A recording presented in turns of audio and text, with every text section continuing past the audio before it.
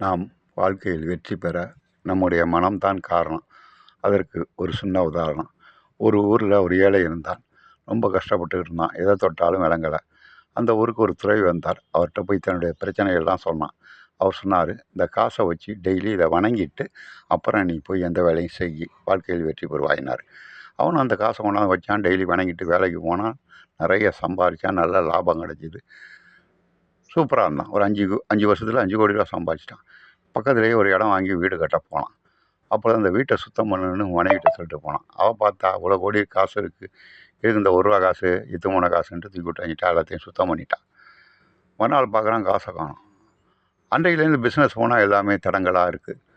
எதை தொட்டாலும் விளங்கலை. இவனுக்கு மனம் உடைஞ்சிட்டான்.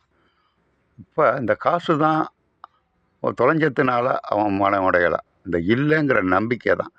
எனவே நம்முடைய மனம்தான் காரணம் நம்பிக்கை